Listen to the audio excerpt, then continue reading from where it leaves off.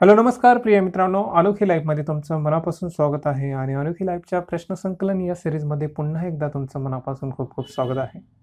गेल्या काही भागामध्ये आपण मराठी साहित्य पेपर पहिला ह्याच्यामधला जो काही सिलेबस दिला आहे त्याबद्दल आलेले जे काही प्रश्न आहे तो भाग आपण गेल्या काही भागामध्ये पाहिला आहे. जर तुम्ही तो पाहिला नसेल तर नक्की पहा. प्रश्न जे काही विचारले जातात त्याच्यावरच आपल्याला UPSCचा कसा अभ्यास करायचा हे महत्त्वाचं बाब आपल्याला समजते, त्याच्यामुळं त्याचा अभ्यास करणं महत्त्वाचं ठरतं. तर आता आपण पार्ट बी सुरू करूया. त्याच्यामध्ये तुम्हाला स्क्रीनवर हे जे काही आपलं सिलेबस आहे ते दिसत आहे. हिस्ट्री ऑफ मराठी लिटरेचर, त्याच्यामध्ये पहिला पॉईंट आहे from the beginning to 88 AD with a special reference to the following Mahanubhav writers, the Warkari poets, the pandit poets, the shahirs आणि बखर लिटरेचर. याच्यामधले जे काही प्रश्न आहेत ते आपण पाहायचं आहे. महानभाऊ, वारकरी संप्रदाय, पंडित कवी, शाहीर, बखर साहित्य याच्यावरले जे काही प्रश्न आहेत ते आपण आता पाहणारच आहोत. तत्पूर्वी आपण एक नवीन इनिशिएटिव्ह सुरुवात करण्यात आला आहे. त्याचं नाव आहे मराठी लिटरेचर LRP प्रोग्राम, म्हणजे लेक्चर रिव्हिजन प्रॅक्टिस प्रोग्राम. हा पूर्णपणे मराठी साहित्याचा जो काही भाग आहे, जे काही आपल्या अभ्यासाला आहे तो पूर्ण करण्याचा प्रयत्न आहे लेक्चरच्या माध्यमातून. त्याच्यामुळं जे काही आवाढव्यपणा आहे तो बाजूला सारून UPSC ओरिएंटेडच अभ्यास करणं, ज्याच्यामुळं मार्क जास्त भेटतील आणि आपला अभ्यास सटीक आणि योग्य मार्गावर असेल याची खात्री किंवा याचा आत्मविश्वास येण्यासाठी आणि स्वतः अभ्यास आपण चांगल्या मार्गाने करतो हे या लेक्चर सिरीजमधून तुम्हाला समजेल. तर जे काही इच्छुक आहेत त्यांनी हे जॉईन करू शकता. पहिला क्लास 27 मे 2021 रोजी सुरू होईल. तर तत्पूर्वी तुम्ही जर इच्छुक असाल तर जॉईन करू शकता. तर आता हा जो काही आपण प्रश्न संकलनचा भाग पाहत होतो तो सुरुवात करूया. तर त्याच्यामध्ये पहिला प्रश्न आहे, मध्ययुगीन कालखंडातील अभंग रचनेचे भावकविता या नात्याने महत्त्व विशद करा. मध्ययुगीन कालखंड, अभंग रचना आणि भावकथा काय आहे नातं हे विशद करायचे. तर हा 20 मार्कला 2009 साली आल्यास क्वेश्चन आहे. पहा, विचारलं काय जातं, भावकविता. हे सगळ्या गोष्टी लक्षात ठेवायच्या. जसं की मध्ययुगीन कालखंडामध्ये नेमका भाग काय विचारला जातो, आता वस्तू काय विचारला आहे, भावकविता, अभंगामधला जो काही भाव आहे तो.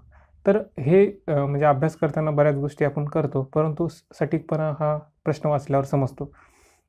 तर दुसरा प्रश्न आहे, लावणी शब्दाची उत्पत्ती सांगून लावणी वाङ्मयाचे विशेष सोदाहरण वर्णन करा. तर याच्यामध्ये जे काही लावणी वाङ्मय आहे याचं वर्णन करायचं आपल्याला. हा 60 मार्कला 2009 साली आलेला हा क्वेश्चन आहे. त्यानंतर तिसरा क्वेश्चन पहा, महानुभव गद्याच्या लेखनशैलीचे वैशिष्ट्य सांगा. हे प्रश्न लक्षात ठेवा, म्हणजे जेव्हा तुम्ही महानुभव करचाल तेव्हा काय आपल्याला वाचायचं हे समजतं, वैशिष्ट्य विचारलं जातं. तर हा भाग. तर महानुभव गद्याच्या म्हटले, पद्याच्या नाही, गद्याच्या लेखनशैलीची वैशिष्ट्य सांगा. हा 20 मार्काला 2010 साली क्वेश्चन आला होता. त्यानंतर चौथा क्वेश्चन पहा, पंडित कवीच्या काव्यातून इथून तिथून नुसती कृत्रिम कारागिरीत भरलेली आहे. पंडित कवीच्या काव्यात इथून तिथून नुसती कृत्रिम कारागिरीच भरलेली आहे, हे विधान तुम्हाला पटते का? मराठी कवितेमध्ये पंडित कवीचे योगदान काय आहे? आता विचारले काय की पंडित कवीमध्ये नुसती कृत्रिमता आहे असं म्हटलं जातं, मग ते खरं आहे का असं विचारलं जातं आणि मग पंडित कवीचे योगदान लिहा असं म्हटलंय. तर 60 मार्कला 2010 साली आलेला क्वेश्चन आहे. त्यानंतर पाचवा क्वेश्चन पहा, कवी नरेंद्रांच्या रुक्मिणी स्वयंवर या काव्याची प्रथगाम वैशिष्ट्ये सांगा. प्रथगाम, रुक्मिणी स्वयंवर, वैशिष्ट्ये हे शब्द असे आहेत की ज्याच्यावर आपला भर द्यायचा आहे. तर 15/2011 हा क्वेश्चन विचारला होता. त्यानंतर 6वा क्वेश्चन पहा, लावणी या काव्य प्रकारातील होनाजीचे योगदान विशद करा. काय विचारले? लावणी है ना, लावणी म्हणते त्याने. आणि विशेष काय विचारले? होनाजीचे, महत्त्वाचा भाग आहे, होनाजीचे बद्दल विचारले. 15/2011 साली क्वेश्चन आला आहे. त्यानंतर महानुभवांच्या गद्यलेखनाची वैशिष्ट्ये सांगा. अगोदर बाई गद्यनच म्हटलं होतं, आता बी गद्यलेखनच म्हटले. बघा रिपिटेशन झालं का नाही. 12/2012 साली हा क्वेश्चन आला आहे. त्यानंतर 8वा क्वेश्चन पहा, शाहिरी वाङ्मयाची वैशिष्ट्ये सोदाहरण लिहा. शाहिरी वाङ्मय वैशिष्ट्ये 30/2012. पहा, जे काही आपला अभ्यासक्रम दिला आहे त्याचं विचारलं काय जातं, शाहिरी वाङ्मय वैशिष्ट्ये, महानुभव वैशिष्ट्ये है ना, लावणी महत्त्व विशद करा. तर हा भाग. त्यानंतर 9वा क्वेश्चन पहा, रघुनाथ पंडितांच्या काव्यांची वैशिष्ट्ये सांगा. 20/2012 विचारले. पहा, वैशिष्ट्ये, सोदाहरण वैशिष्ट्ये, अभ्यास कसा करायचा हे समजतं. 10वा क्वेश्चन पहा, वारकरी संप्रदायाने दर्शविलेला भक्तीचा मार्ग. वारकरी संप्रदायाने दर्शवलेला भक्तीचा मार्ग हा सामाजिक समतेकडे वाटचाल करणारा कसा होता? हे महत्वाचं आहे. सामाजिक समतेकडे, सामाजिक समता कसा होता हे थोडक्यात स्पष्ट करायचं आहे. 10 मार्काला 2013 साली आलेला क्वेश्चन आहे. त्यानंतर पुढचा क्वेश्चन पहा 11वा. बखरी म्हणजे इतिहास आणि कल्पकता यांचे मिश्रण असल्यामुळे त्यातील ऐतिहासिकता पारखून घ्यावी लागते. महत्त्वाचा क्वेश्चन आहे पहा. बखरीमध्ये इतिहास आणि कल्पकता याचं मिश्रण असते. कल्पना बी असते आणि इतिहास बी असतो. त्याच्यामुळे ऐतिहासिकता पारखून घ्यावी लागते. या विधानाचे स्पष्टीकरण करा. 10/2013 साली. आता याच्यामध्ये तुम्हाला काही बखरीचे उदाहरण द्यावं लागतील की त्याच्यामध्ये कशा प्रकारचा इतिहास आणि कल्पकता आहे. मग हे काय आहे त्याच्यामध्ये की कल्पकता बाजूला सोडून इतिहास पारखून घ्यावा लागतो. तर ते तुम्हाला विचारते की कशा प्रकारचं याचं स्पष्टीकरण करा म्हणते. मग स्पष्टीकरण करण्यासाठी तुम्हाला जे काही बखर आहे तुम्हाला माहिती किंवा जे काही तुम्ही एखादं उदाहरण ठेवलं असेल मनामध्ये, नक्कीच तुम्ही जर अभ्यास करायचा तर ठेवला असेल, जर नसेल तर 1-2 बखरी आपल्याला माहीत असल्या पाहिजे. थोडक्यात त्यांचा सारांश. त्यानंतर 12वा क्वेश्चन पहा. लीळा चरित्र या ग्रंथातून चक्रधरांच्या व्यक्तिमत्वाचे कोणकोणते पैलू दिसून येतात? लीळा चरित्र विचारले काय? चक्रधरांचे पैलू विचारले. कशाचे? व्यक्तिमत्वाचे. तर हा 2013 साली 20 मार्काला हा क्वेश्चन होता. त्यानंतर पहा. संत एकनाथांच्या काव्यकर्तृत्वातील विविधतेचा थोडक्यात परिचय करून द्या. काय म्हणते? संत एकनाथ त्यांची काव्य म्हणते. पहा महत्वाचं आहे. त्यांनी सामाजिक कार्य काय केलं नाही, ते काव्यामध्ये काय केलं हे विचारते. हे महत्वाचं आहे. आपण संत एकनाथाने हे केलं ते केलं नाही, त्यांच्या काव्यात काय आहे हा महत्वाचा भाग आहे. 15/2013 साली क्वेश्चन आहे. 14वा क्वेश्चन पहा. पोवाडा या शाहिरी काव्याची थोडक्यात माहिती सांगा. सरळ क्वेश्चन आहे, याच्यामध्ये काही विशेष नाही. त्याचं थोडक्यात महत्त्व आपल्याला माहीत आहे हे मान्य करून त्याने विचारलं आहे की तसं प्रश्नाचं उत्तर तशा प्रकारे. 15/2013. त्यानंतर 15वा क्वेश्चन आहे. महानुभवांच्या 7 ग्रंथाचा परिचय करून द्या. हा महानुभवामध्ये 7 ग्रंथ आहेत. ते कोणकोणते ते तुम्हाला त्यांचा परिचय करून द्यायचा आहे. तर हा भाग तुम्ही वाचला बी असेल हा 7 ग्रंथाचा. तर त्याच्यामध्ये बराचसा भाग आहे ह्या 7 ग्रंथाबद्दल. तर हा 10 मार्काला 2014 मध्ये क्वेश्चन आलेला आहे. त्यानंतर 16वा क्वेश्चन पहा. वारकरी संप्रदायाच्या इतिहासातील संत नामदेवांच्या कार्याचे मर्म विषद करा. संत नामदेव 10/2014. आता 10 मार्काला आहे बरं का. 10 मार्काला क्वेश्चन आहे. मी बार म्हणतो की 10 मार्काला आहे, कारण संत नामदेवाबद्दल बरेच लिहिता येतं. पण इथं 10 मार्काला प्रश्न विचारला आहे तर त्याच दृष्टीने उत्तर लिहायचं. 17वा क्वेश्चन पहा. पंडिती कविता संत काव्याहून कोणकोणत्या बाबतीत वेगळी ठरते? हा तर जो काही फरक आहे तो आपल्याला लिहायलाच पाहिजे. 10/2014 हे मूलभूत क्वेश्चन आहेत. त्यानंतर 18वा क्वेश्चन पहा. तुका झालेसे कळस या उक्तीची अर्थपूर्णता विवेचनपूर्वक स्पष्ट करा. विवेचनपूर्वक म्हणता येते, नुसता अर्थ नाही, विवेचनपूर्वक स्पष्ट करा. 20 मार्काला 2014 साली. त्यानंतर 19वा क्वेश्चन पहा. बखर वाङ्मयाने मराठी साहित्यात कोणत्या प्रकारची समृद्धी आणली? बखर वाङ्मयाने आहे ना. बखर वाङ्मयाचं काय महत्त्व आहे, कशा प्रकारचं त्याचं महत्त्व आहे ज्याच्यामुळं आपल्या साहित्याला समृद्धी भेटली? तर हा विचारले क्वेश्चन 10/2014. त्यानंतर पहा 20वा क्वेश्चन. लीळाचरित्र या ग्रंथातून तत्कालीन समाजाचे दर्शन कशा प्रकारे घडले आहे ते सांगा. महानुभाव, वारकरी, इतर जे पंथ आहे त्याच्यामध्ये बराचसा भाग असाच विचारतात की सामाजिक दर्शन कशा प्रकारचे आहे, सामाजिक समता कशा प्रकारची होती. तर हे क्वेश्चन तुम्हाला हा क्वेश्चन विचारल्याचं दुसऱ्या जो काय टॉपिक आहे, जसं की लीळाचरित्र विचारले तर दुसऱ्या टॉपिकवरले बी महानुभावामध्ये जे काही सामाजिक आहे ते बी तुम्ही अगोदरच प्रिपेअर करायचं. तर एका प्रश्नावरून बाकीचा बी आपल्याला अभ्यास कसा करावा हे बी समजतं. त्यानंतर 21वा क्वेश्चन पहा. संत नामदेवांनी भागवत धर्माचा विस्तार कोणकोणत्या मार्गाने केला आहे हे विषद करा. संत नामदेवांनी भागवत धर्माचा विस्तार कोणते काय होतं त्याच्यामध्ये, ज्याच्या मार्गाने त्यांनी हा विस्तार केला. 10 मार्काला 2015. त्यानंतर मध्ययुगीन मराठी साहित्याने धर्मजीवनातील कोणकोणते विचार प्रभाव आपल्यामध्ये सामावून घेतले आहेत? काय म्हणते पहा प्रश्न नीट. मध्ययुगीन मराठी साहित्याने धर्माच्या जीवनातील कोणकोणते विचार प्रभाव आपल्यामध्ये सामावून घेतले आहेत? मध्ययुगीन जे काही मराठी साहित्य लिहिलं गेलं त्याच्यामध्ये धर्माचा पगडा कसा आहे, कशा प्रकारे आत्मसात केली किंवा त्याच्यामध्ये आलेला आहे हे सांगायचं आहे. थोडा विचार करण्याला लावण्यासारखा हा प्रश्न आहे.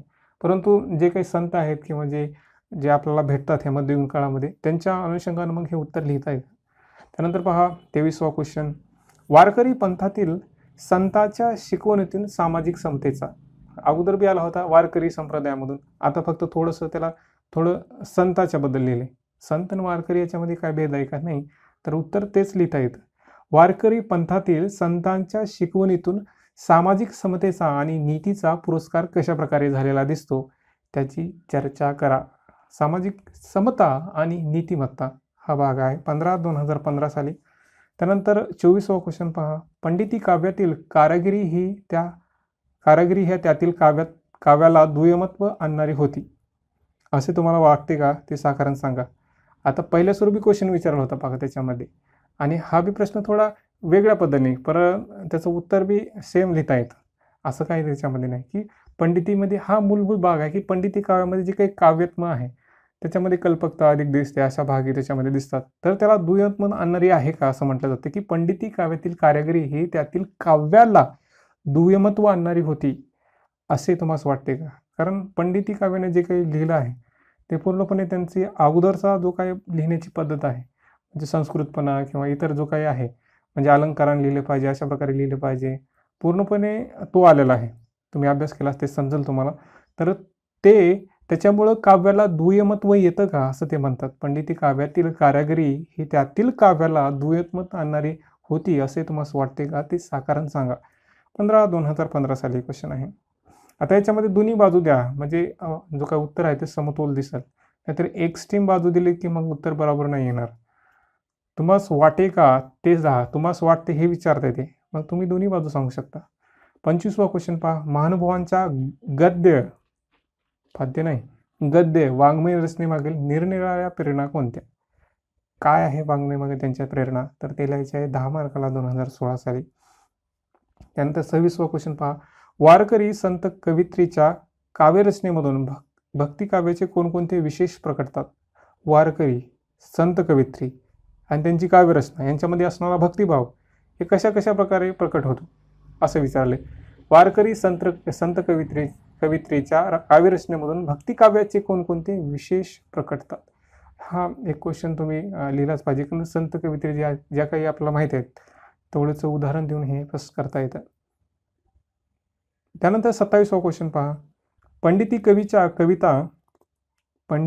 कवीच्या कविता ही संस्कृतीमधून काव्यरचनेस अनुसरत होती. पंडित कवीच्या कविता ही संस्कृतीमधील काव्यरचनेस अनुसरत होती असे तुम्हाला वाटते का? मी मगच तुम्हाला म्हटलं की ते संस्कृत जे काही भाग लिहित होते तशा प्रकारचा होता, तर तेच विचारते असे तुम्हाला वाटते का? याचे साकारण लिहा 10/2016. जेव्हा साकारण लिहा म्हटलं तर तुम्हाला ते पटवून द्यावं लागते कशा प्रकारे आहे ते, उगाच ढोबळमानानं म्हणता येत नाही त्या प्रश्नाचं उत्तर देताना.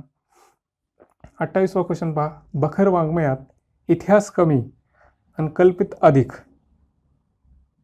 हे त्यांनी बरोबर असं म्हटलं की इतिहास जास्त असतो कल्पित अधिक असा आक्षेप का घेतला जातो? उलगडा करा. का घेतला जातो? घेतला जातो नाही, का घेतला जातो म्हटलं त्यांनी. याचा उलगडा करायचा की असं का म्हटलं जातं की याच्यामध्ये इतिहास कमी आहे, कल्पकता अधिक आहे. तर 20/2016. त्यानंतर 29वा क्वेश्चन पहा. शाहिरी कवितेला आधुनिक मराठी कवितेची पहाट असे म्हटले गेले आहे. चर्चा करा. का म्हटलं असं शाहिरी कवितेला आधुनिक मराठी कवितेची पहाट? तर हे याचं उत्तर पुस्तकामध्ये आहेत आपल्याला, किंवा तुम्ही बी थोडा विचार केला तर शाहिरी कविता कशा प्रकारची होती आणि जी काही नवीन कविता आहेत की जेव्हा कवितेला उदय झाला ते कशा प्रकारचं त्याचं म्हणजे जे काही सांधे भांधे म्हणतो आपण किंवा जे काही जुळतं ते कशा प्रकारचं आहे, त्याच्यामुळं तर शाहिरी कवितेला आधुनिक मराठी कवितेची पहाट म्हटले ना. तर ते कसं काय ते तुम्हाला सांगायचं आहे. 30वा क्वेश्चन पहा. माहीन भटांच्या ग्रंथांचा परिचय करून द्या. माहीन भट 10 मार्काला 2017 साली. 31वा क्वेश्चन आहे. ज्ञानदेवे रचिला पाय या उक्तीचे मर्मविषद करा. सरळ क्वेश्चन आहे 10/2017.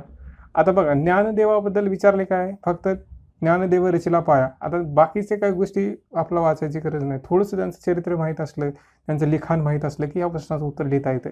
बाकी बरंच म्हणजे आपल्या संत ज्ञानेश्वरांनी, परंतु ते आपल्या जे काही परीक्षा आहे त्याच्यासाठी ते उपयुक्त नाही ना. ते आपल्या जीवनासाठी असू शकतं उपयुक्त, किंवा जे काय आपलं भाग म्हणतो आपल्या महाराष्ट्राचा, त्यासाठी आहे ते, परंतु परीक्षेच्या दृष्टीने पहा. असा बी प्रश्न विचारतात की मुलं संत नामदेवाचे किंवा संत ज्ञानेश्वराचे काव्य खूप मोठे आहे, सगळं वाचलं पाहिजे का? नाही ना, प्रश्न पहा काय येतात, मग त्याच्यानुसार अभ्यास करायचा ठरवा.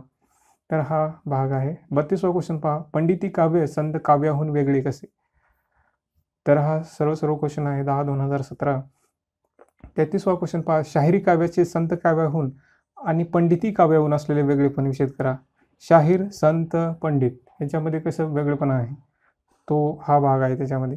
त्यानंतर 34वा क्वेश्चन, बखर वाङ्मयाचे गुणदोष विस्ताराने विषद करा. बघा प्रश्न अगोदर काय आहे, त्याच्यामध्ये इतिहास अधिक आहे आणि इतिहास कमी आहे आणि कल्पना अधिक आहे असं म्हटलं, तर हा एक गुणदोष आहे. तर अशा प्रकारचे जे काही गुणदोष आहे त्याचं विस्ताराने विषद करा म्हणते 10/2017. त्यानंतर 35वा क्वेश्चन पहा, महानुभवांच्या 7 ग्रंथांचा परामर्श घ्या. परत क्वेश्चन आला आहे 20/2017. 36वा क्वेश्चन पहा, महादबेंच्या काव्यरचनेचा परिचय करून द्या. 10/2018. 37वा क्वेश्चन पहा, संत एकनाथांच्या बहुविध काव्यनिर्मितीची चर्चा करा. काव्यनिर्मिती म्हटले काव्यनिर्मितीची चर्चा करायचं, बाकीची चर्चा नाही करायचं. 10/2018. त्यानंतर 38वा क्वेश्चन पहा, तैसे आर्या मयूरपंथाचे असे का म्हणतात? 10/2018 हा भाग आहे.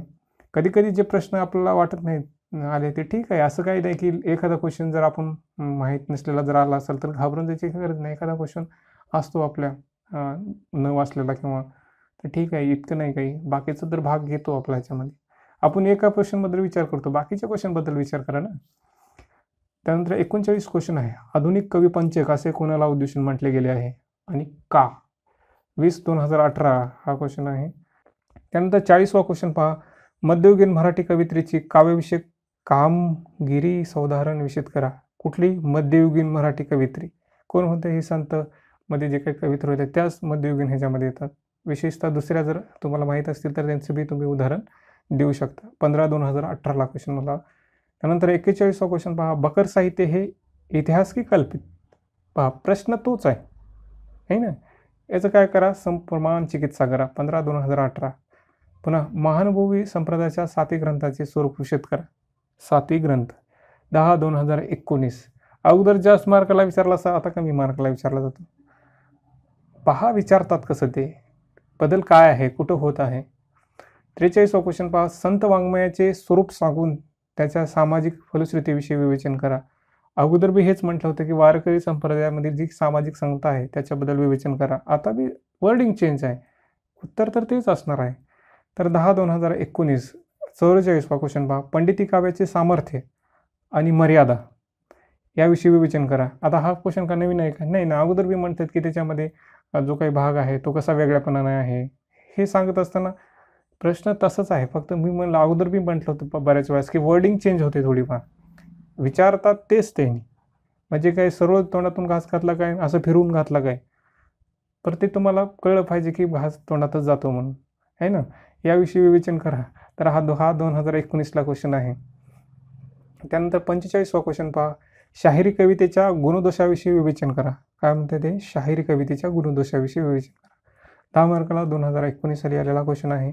46वा क्वेश्चन पहा, मानवतेच्या अग्रही भूमिकेमुळे संत तुकाराम महाकवी ठरले. आधी काय होतं? तुका झालेसे कळस. आता काय म्हणते? मानवतेच्या अग्रही भूमिकेमुळे संत तुकाराम महाकवी ठरले. त्याच्यामध्ये थोडंसं वेगळं लिहायला येतं आपल्याला, कारण तर ते मानवतेबद्दल विचारतात. तुका झालेसे कळस हे संत वाङ्मयाच्या दृष्टीने बी लिहिता येतं, वारकरी संप्रदायाच्या दृष्टीने बी लिहिता येतं. परंतु इथं प्रश्न काय विचारला ते महत्त्वाचं आहे. मानवतेच्या अग्रही भूमिकेमुळे संत तुकाराम महाकवी ठरले. कशामुळं? मानवतेच्या अग्रही भूमिका. मग तुम्हाला उदाहरण द्यावं लागतील की त्यांच्या अभंगामध्ये जे काही मानवता आहे ते कशा प्रकारचे आहे आणि मग त्याच्यामुळं महाकवी का ठरतात ते, हा भाग इथं महत्त्वाचा ठरतो. त्यानंतर 47वा क्वेश्चन पहा, लीळाचरित्र आद्यगद्य ग्रंथ आणि आद्यचरित्र ग्रंथ म्हणून महत्त्वाचा ग्रंथ आहे, याची सार्थकता नोंदवा. आद्यगद्य ग्रंथ आणि आद्यचरित्र ग्रंथ. तर 10 मार्काला 2020 साली आलेला क्वेश्चन आहे. त्यानंतर लावणी आणि पोवाडा याचे स्वरूप विशेष लिहा. स्वरूप विशेष म्हणता येते लावणी आणि पोवाडा. त्यानंतर 49वा क्वेश्चन पहा, बखर वाङ्मयात ऐतिहासिक सत्याचा अभाव असतो. क्वेश्चन तोच, ऐतिहासिक सत्याचा अभाव असतो, विधानाची चर्चा करा. 20/2020. तर अशा प्रकारचे हे 49 प्रश्न होते हे आपल्या पहिल्या भागावर आलेले महानुभाव, वारकरी संप्रदाय, पंडिती कवी, शाहीर, बखर साहित्य, याच्यामध्ये हे 49 क्वेश्चन आहेत. तर हे जे क्वेश्चनमधला जर थोडासा आपण सारांश पाहिला किंवा काय विचारलं जातं हे जर पाहिलं तर महानुभाव, वारकरी संप्रदाय, पंडित कवी, शाहीर, बखर साहित्य, याच्यामधलं पहिलं आहे वैशिष्ट्य द्या, असंच विचारलं जातं. वैशिष्ट्य सांगा किंवा त्यांचं स्वरूप द्या असं विचारलं जातं. त्यानंतर दुसरा क्वेश्चन होतो की महानुभाव पंथातील जे काही महत्त्वाची बाब आहेत त्याच्यामध्ये जी महिमभट असेल किंवा लीळाचरित्राचा भाग असेल तर ते जे काही उठून दिसणारे भाग आहेत ना, 7 ग्रंथ, ते विचारले जातात. त्याच्यापेक्षा जास्त काही विचारले का पहा, नाही विचारलं कधी.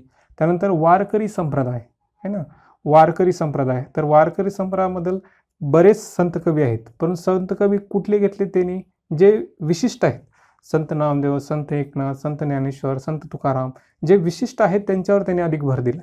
हे महत्त्वाचं, कारण बरेच संत आहेत त्यांच्याबद्दल नाही विचारलं त्यांनी कधी. तर त्यानंतर पंडित कवी, हे जे काही पंडित कवी आहे तर त्या पंडित कवीमध्ये लिहिण्याची पद्धत कशा प्रकारची, कारण पद्धत अशी होती की ज्याच्यामुळे ते वेगळेपणा पडला. मग ते तसाच प्रश्न विचारतात की पंडित कवी, वारकरी कवी किंवा शाहीर यांच्यामध्ये कशा प्रकारचा फरक आहे, तर हा प्रश्न विचारला जातो. शाहिरामध्ये जे काही सुरू झाली शाहिराची बाब, विशेषतः हा आपल्या बाजीराव पेशवांचा जो काळ होता त्या काळामध्ये ह्या शाहिरी कवितेला असं म्हणा की एक उधाण आलं असं म्हणता येतं. तर त्या काळामध्ये हा जो काही सुवर्ण काळ म्हटला जातो शाहिरांचा, तर कसा आहे त्याच्यामध्ये नेमका भाग कशा प्रकारचा आहे, तर ते विचारत असताना शाहिरी कवितेचं महत्त्व विचारतात किंवा त्याचे स्वरूप विचारतात. त्याच्यामध्ये एखादी जी काही आपलं जे माहीत असणारे शाहीर आहे त्यांच्याबद्दलच ते विचारतात, बाकी असं काही विशेष नाही विचारतात. बखर साहित्याबद्दल, बखर साहित्य म्हणजे काय आहे, त्याच्यामध्ये कशा प्रकारचा भाग आहे, त्याच्यामध्ये ऐतिहासिकता कशी आहे, कल्पकता अधिक आहे का नाही, हे मूलभूत प्रश्न विचारले जातात, त्याच्यावरही जात नाहीत ते. म्हणजे मूळ भाग, आधार जो आहे या साहित्याला, मराठी साहित्याला, हे जे काही सगळे आपण म्हणतो बखर, शाहीर, पंडित, वारकरी, हा मूळ जो आधार आहे तो मूळ आधार विचारला जातो, त्याच्यामध्ये खोलवर जात नाहीत ते. म्हणजे कशा प्रकारे ते वेगळं आहे, जसं की वारकरी, पंडित कवी, वेगळेपणा कशामध्ये आहे, त्यांचा फरक काय आहे, विशेष काय आहे त्याच्यामध्ये, आहे ना, फरक काय, विशेष काय असा विचारला जातो. त्याच्यामध्ये तर्क केलं जातं की असंच का आहे, ऐतिहासिकताच भाग काय आहे, त्याच्यामध्ये कल्पना अधिक का आहे, का म्हणतो की याच्यामध्ये हे जे काही पंडिती काव्य आहे, काव्याला जे काही आहे त्याच्यामध्ये दुय्यमत होतं. तर हा भाग तर्क, मीमांसा किंवा दोषारोप, का दोषारोप केले जातात, तर हा प्रश्न आहे त्याच्यामध्ये. म्हणजे ह्याच्यामधला विचारताना ते 10 मार्काला बी प्रश्न विचारला जातो आहे ना. मग त्याच्यामधला जो काही सारांश आहे, जसं ना आपण दुधापासून पण तो काय होतो, लोणी तयार होतं, तर इथं लोणी विचारतात ते. तर लोणी कशा प्रकारे तुम्हाला लिहिता येतं हे महत्त्वाचं आहे. एकत्रित भाग सारांशपणे 10 मार्कासाठी लिहिणं हे थोडंसं जास्त वाचल्यानंतर, जास्तीत जास्त अभ्यास केल्यानंतर, प्रॅक्टिस केल्यानंतर येतं हे. त्यानंतर जसं आपण म्हटलं की व्यक्तीवर कमी, म्हणजे बरेच व्यक्ती आहेत त्याच्यामध्ये या आपण या पूर्णपणे दिलेल्या अभ्यासक्रमामध्ये. महानुभाव, वारकरी, पंडित कवी, शाहीर बरेच आहेत त्याच्यामध्ये, परंतु पूर्णपणे सगळ्याच व्यक्तीवर महत्त्व नाही त्यांना. विशिष्ट व्यक्ती, जसं मी तुम्हाला अगोदर म्हटलं की विशिष्ट व्यक्ती आहे, जसं की जास्त मोलाचं कार्य आहे त्यांच्यावर त्यांनी भर दिला आहे. तर हा थोडासा भाग आहे. हे अभ्यास करताना हा पूर्णपणे माइंडसेट डोक्यामध्ये असावा की काय विचारलं जातं नेमकं परीक्षेमध्ये, मग बाकीचं सोडवता येतं आणि जे आहे त्याच्यावर सटीक राहता येतं, UPSC ओरिएंटेड बनता येतं. तर हा जो भाग पाहिला आपण, थोडक्यात सांगायचं म्हणजे की याची व्याप्ती अधिक आहे, बरंच साहित्य आहे याच्यामध्ये, परंतु त्याला मर्यादित करा. अभ्यास बार प्रश्न वाचा. जेव्हा तुम्ही एखादा बीट घ्यायचा असाल किंवा महानुभाव वाचत असाल तर वाचा, प्रश्न वाचा अगोदर, काय विचारलेत महानुभावावर ते वाचा. तर अशा प्रकारे मर्यादित करा त्याला. वाचन अधिक चांगली गोष्ट आहे, कारण त्याच्यामधून बऱ्याच गोष्टी आपल्याला भेटतात आपल्या जीवनासाठी सुद्धा, जगण्यासारख्या गोष्टी जे असतात, जे महत्त्वाचं ज्ञान आहे. कारण वारकरी संप्रदाय म्हणा, इतर साहित्यामध्ये जे काही ज्ञान भेटतं ते महत्त्वाचं ठरतं, परंतु जेव्हा प्रश्न विचारला जातो त्या विशेष बाबीवर लक्ष ठेवायचं. त्यानंतर जसं की म्हटलं अगोदर बी, त्या लोकसाहित्यामध्ये त्यांची मजल कुठवर गेली आहे, कुठपर्यंत UPSC जाते, हे स्वतः त्याची बॉन्ड जी काही लाईन आहे ती खेचा. आणि 2013 ते 2020 जर भाग पाहिला तर 10 मार्काला कंपल्सरी प्रश्न विचारला जातो त्याच्यामध्ये. तर हा ट्रेंड नाही बदलला त्यांनी, 10 मार्काला प्रश्न विचारतात, हे लक्षात असू द्यावं. कमीत कमी 30 ते जास्तीत जास्त 90 गुणापासून हा भाग जातो. 49 प्रश्न विचारले म्हणजे बरेच विचारलेत ना, तर तो भाग आहे. अगोदर मी म्हटलं समजून घ्या, PhD नका करू त्याच्यामध्ये, कारण मराठी साहित्याला UPSCच्या दृष्टीने बघितलं तर खूप सोपं आहे ते, आणि दुसऱ्या दृष्टीनं जर बघितलं तर मग ते आवाक्याच्या बाहेर जातं, परंतु त्याच्यामुळंच फक्त UPSCच्याच दृष्टीने पहा, कारण परीक्षा महत्त्वाची ठरते आपल्याला. बुद्धीचा वापर आणि सराव हा मूलमंत्र. विविध स्रोत पाहण्यापेक्षा जे काही एकाच स्रोतामध्ये जे आपल्याला भेटतं त्याच्याकडे लक्ष द्या. कारण वारकरी म्हटलं की बरेच पुस्तक आहे त्याच्यावर. विचारलं नाही जात त्याच्यावर. मूलभूत भाग विचारला हे लक्षात असावं आपल्या. किंवा शायरी म्हणा ह्याच्यामध्ये जे काही आहेत ते पहा. सगळ्या गोष्टी ऑलरेडी अवेलेबल आहेत. असं काही नाही त्याच्यामध्ये. तुम्ही फक्त पाहत नाही किंवा जे तुम्ही पाहिलं त्याच्यामध्ये विशेष काय विचारलं जातं हे याच्याकडे लक्ष देत नाहीत म्हणून तुम्ही म्हणता हे पुस्तक आहे का, ते पुस्तक आहे का? नाही, नाही. सगळे स्रोत अवेलेबल आहेत. पुन्हा कधी तर करू त्याच्यावर आपण व्हिडिओ एक. तर हा जो काही भाग आहे तो होता 2009 मध्ये 80, 10, 80, 11, 30, 12, 62, 13, 70, 14, 70, 15, 60, 2016, 65, 17, 90, 18, 80, 19, 50 आणि 20, 50. तर अशा प्रकारचे हे गुण आहेत. तर अशा प्रकारचा हा आपला पहिला जो पेपर आहे त्याच्या भाग बी मधला पहिला भाग प्रश्नसंकलन संपला आहे. तर याच्यावर बार अभ्यास करा म्हणून तुम्हाला एक मार्ग भेटेल. सटीकपणाने जाता येईल त्याच्यावर आणि तुम्हाला जो काय आत्मविश्वास होतो ना, तो येतो असा अभ्यास केल्यानंतर. तर इथंच थांबूया. अभ्यास करा. जास्तीत जास्त स्वतः अभ्यास करा. स्वतःची काळजी घ्या. स्वतःवर प्रेम करा. धन्यवाद मित्रांनो.